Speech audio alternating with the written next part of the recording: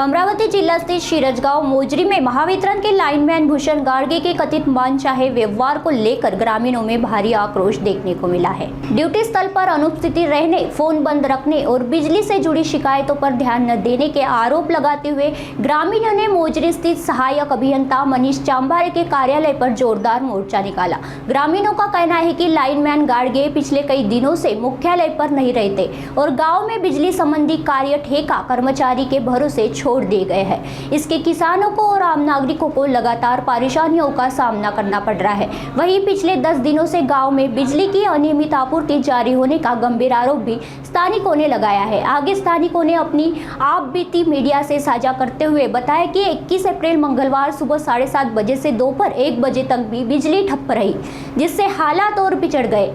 आगे ग्रामीणों ने आरोप लगाते हुए कहा कि शिकायत करने पर लाइनमैन द्वारा अभद्र भाषा की प्रयोग किया जाता है और नागरिकों के साथ दुर्व्यवहार किया जाता है। ग्रामीणों ने मांग की है कि संबंधित कर्मचारियों को तुरंत स्थानांतर किया जाए और गांव में नए लाइनमैन की नियुक्ति की जाए। साथ ही चेतावनी दी है कि यदि 8 दिनों के भीतर कार्रवाई नहीं हुई तो मोजरी कार्यालय के सामने बड़ा आंदोलन किया जाएगा। मुख्यालय नसल्यामुळं शिरजगाव मधील लाईनमन मुख्यालय नसल्यामुळं गावातील लाईन बंद राहते। रात्रीचा आबालवृद्धांना त्रास होतो।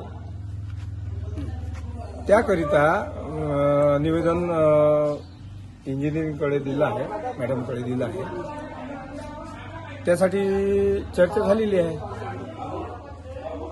आमच्या इथे जे मेन वायरमन आहे गाडगे आमच्याकडे राहतच नाही आणि त्यांना फोन केला तर फोन कधी स्विच ऑफ दाखवतो। म्हणजे ते बोललो, आम्ही जर विचारलं का कुठं आहे तर ते म्हणजे आम्हाला धवसाचे ते कुठं साधारण लोक आहे, तुम्ही कुठं काय करायचं आहे ते आमचं करून टाका।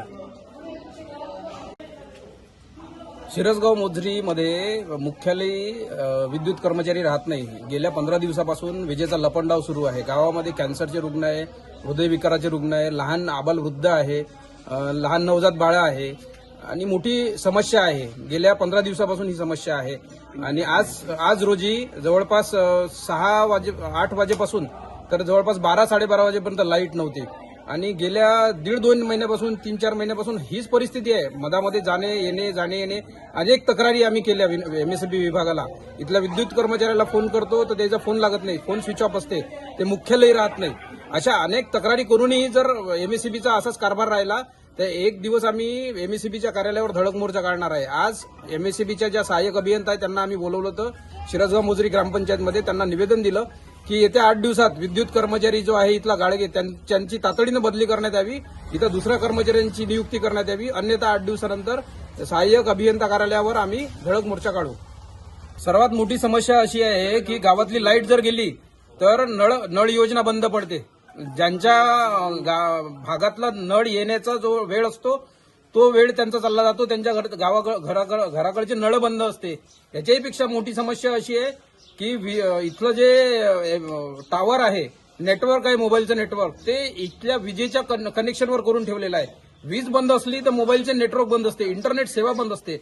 आज विद्यार्थ्यांची ऑनलाईन परीक्षा असतात, ऑनलाईन अभ्यासक्रम असतात, ऑनलाईन सीएससीचे किंवा आपले सेवा केंद्राचे कामं चालते, ते सगळं ठप्प, म्हणजे पूर्ण गाव हे ठप्प पडतं।